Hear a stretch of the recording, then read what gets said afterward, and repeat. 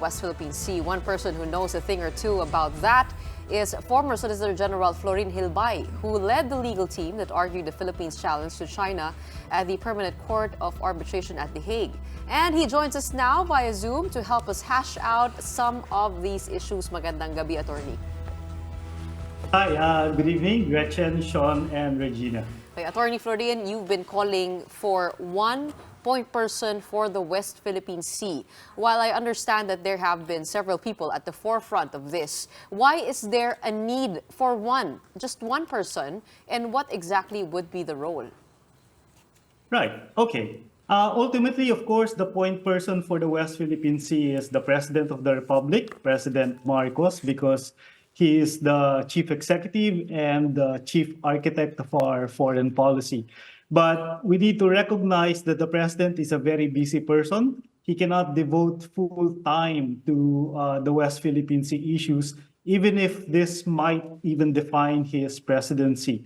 If you look at the structure of every government, and I'm not just talking about the structure of the current president's administration, the reality is that every cabinet official is very busy looking out for their own turf or territory.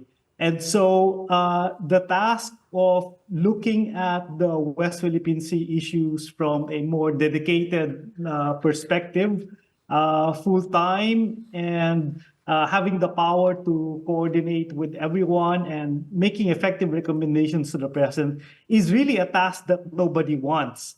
If you look at, for example, during the time of President Aquino, it wasn't up until the case was filed that a formal agent was appointed. So that was the Solicitor General. So the Solicitor General is also a very busy person.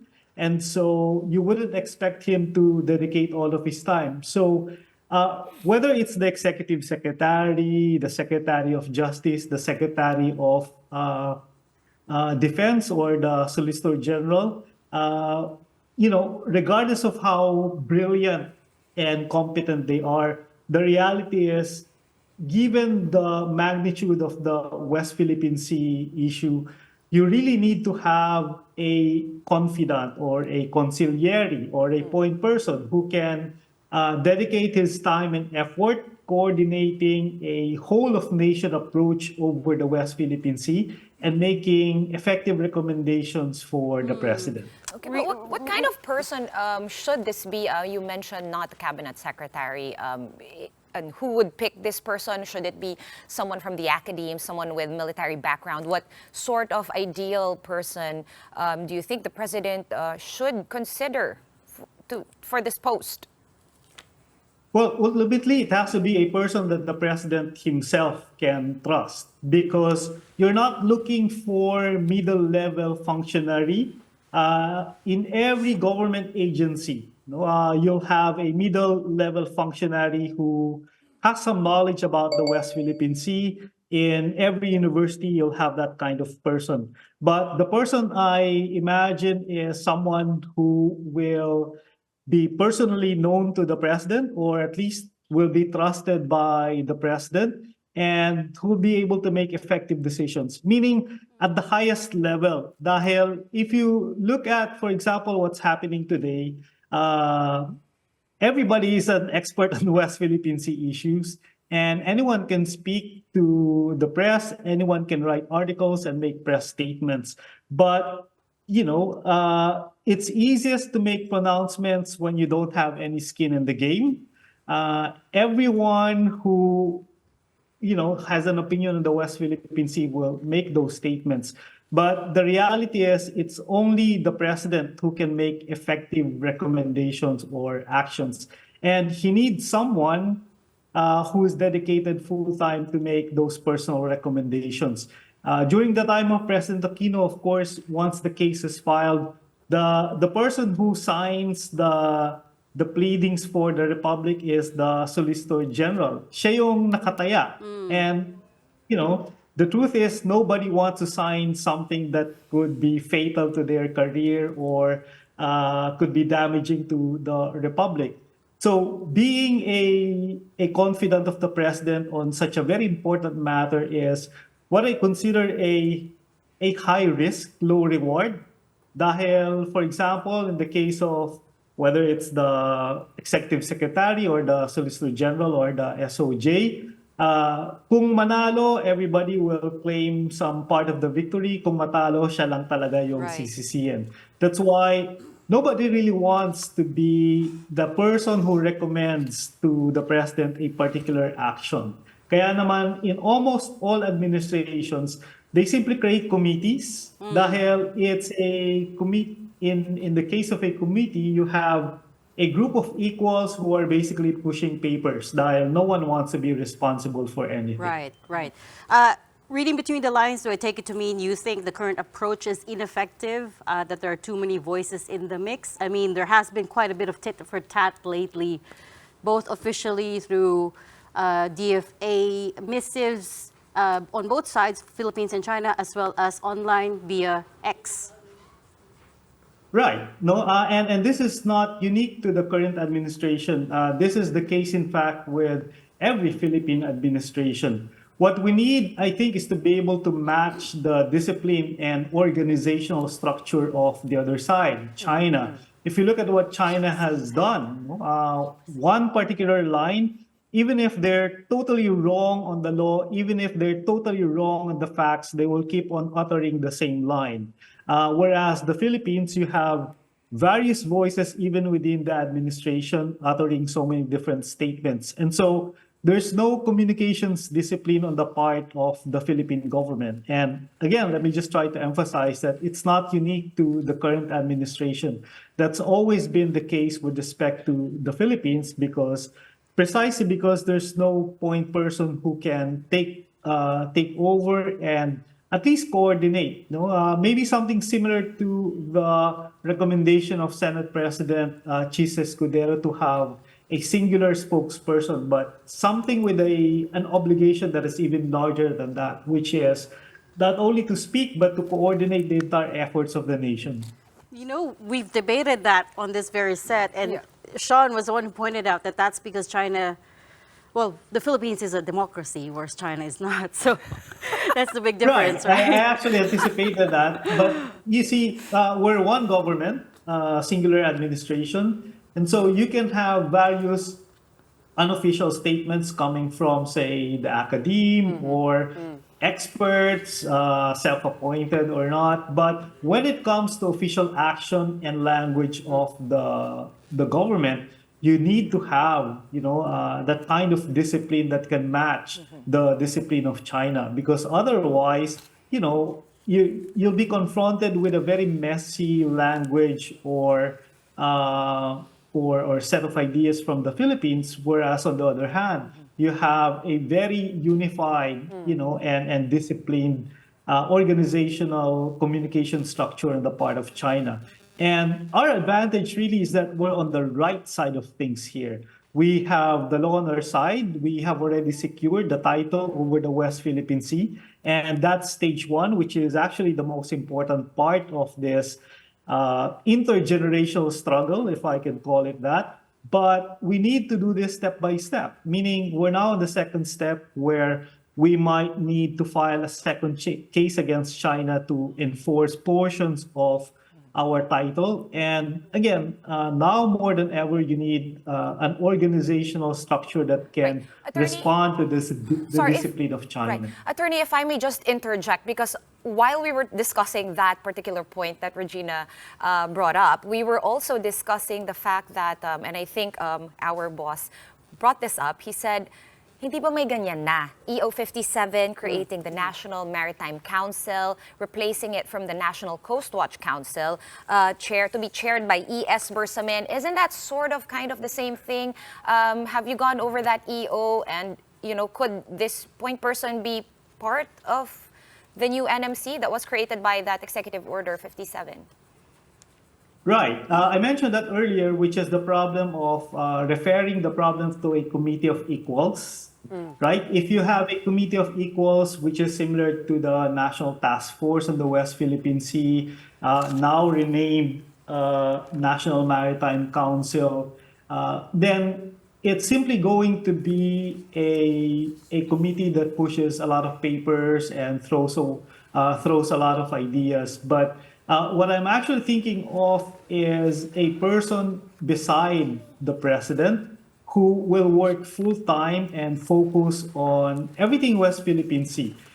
So if you have, for example, a National Maritime Council composed of various secretaries of the various departments of government, no one will want to take charge because number one, they're equals. And number two, no one will want to take charge because nobody wants to take on the added responsibility of being responsible for the actions of government. The reality, again, is that regardless of the administration, it has to be the president who has to be the ultimate decision maker. And before the president makes that ultimate decision, whether to file or not to file or say something very important, he needs someone that he can really trust who has already collated all relevant information from various sources, coordinated the messaging for the entire nation, and developed a whole of nation approach or a strategy for dealing with this particular matter. Attorney- It can't be a committee of equals. Attorney, I'm just curious to know what you think about the transparency offensive that the government is taking now, since you're talking about having one single unified voice for the Philippine stance, but the Philippine Coast Guard, for one, is taking a different direction on this. They're bringing more journalists on board, more voices heard to tell the story. You mean to say you don't agree with that? Oh, that can become part of the whole of nation strategy of this point person of the president, right? And so even as the Coast Guard, is adopting this transparency approach, that might in fact be the communication strategy of the point person of the president. And so it can be consistent with whatever policy is ultimately adopted by the president with this point person. But we need to emphasize that it has to be consistent with an idea that comes from the top that is coordinated down the middle and down to the bottom so that we can again match the discipline of the other side. If you have, for example, the Coast Guard adopting a particular policy, and then the SOJ adopting a different policy, and then the Senate adopting a different policy, then that's not going to be a very good look on the nation. I think that can really be addressed by having a coordinator that can work with all government agencies who will have the authority and the gravitas to make effective recommendations because he is personally appointed by the president. The Attorney? president really cannot take on the West Philippine Sea challenge on his own because he practically faces all the problems of the nation, and the West Philippine Sea, no matter how grave it is just one of those problems. All right. Attorney, actually, I wanted to get your thoughts on this and pick your brain because you were the OSG at that time, and the current Office of the Solicitor General is finalizing their cases versus China. These are, I believe, environmental cases. Do you think we have enough grounds for this to take off? Because the Solgen before you, Justice Hardaleza, we spoke to him last week, and he is of the opinion, I quote, "We should have filed these cases yesterday." That's what he said. There's the pressure, basically pushing for us to put a dollar amount to the environmental damage that China has Right. allegedly caused in the South China Sea. So what do you think? Does it have legs? Well, in terms of the merits of the case, I think, whether you're a Filipino or not, if you're objective enough about it, it's quite apparent and clear and evident that the Philippines has a very strong case, especially coming from the 2016 Arbitral Tribunal, which already essentially outlines what we can do insofar as enforcing our claim. And the case that might be filed or soon to be filed by the government simply is consistent with that. The problem, however, or the devil is in the details, where to file, the timing of the filing, who's going to be in charge of the case, what will be the details of the arguments, are we going to ask for damages, are we going to add some other claims to the existing claims? That is something that you'll have to look at more in detail because, again, the big picture is that we have a very strong case given the facts of what China has been doing. It's basically a it's basically gone rogue. It's still a member of the UNCLOS system, and yet it has continued to disrespect the entire UNCLOS system by disregarding the case that we won. But that's an entirely different matter when you start talking about the particular timing of the filing of the case, the details of the case, where you're going to file, who's going to be in charge, and what are the costs of this arbitration, and how you're going to streamline the communications for this particular case, and who's going to be in charge, meaning sino yung tataya. Again, let me go back to my experience, when I became Solicitor General, I actually wrote a formal memo to the President asking that I not be appointed the agent because I knew how difficult the case was. And, there's so many egos that you have to deal with. And the case was really quite noisy and too controversial. And again, the Solicitor General, like any other cabinet official, is very busy. But of course, you cannot say no to the president. If the president orders you to do something, you have to be a good soldier and pray to God that you are able to deliver, right? And thankfully, the nation was able to deliver.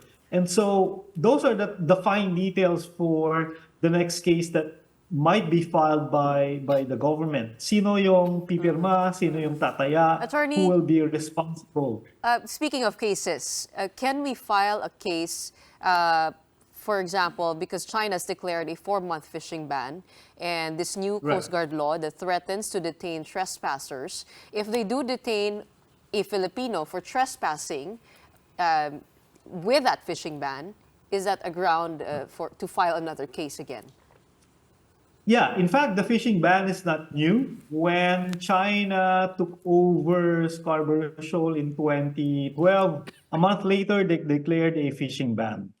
And then they suspended it several months later, and every now and then they would declare a fishing ban. So this is not really new. I think this is simply part of China's game of making life more difficult for the Filipinos regarding or every time that the Philippines starts getting aggressive. If you look at the timeline of the actions of the various presidents, for example, during the time of GMA, she was more cooperative, and then President Aquino, more assertive, and then Duterte, more cooperative, and now President Marcos, more assertive. And so China, I think, plays to that kind of a policy. It simply reacts to what the Philippine president is doing. Of course, if China decides to effectively enforce the ban and starts arresting Filipino fisherfolk, then it gets to escalate the case, which provides us more grounds to file cases against So, China. before we end this interview, tatanong namin kung meron ka bang suggestion. Di ba? Just- Dun sa Yeah, point but- person na Yes, one binabanggit name lang, ninyo. Solgen. Okay.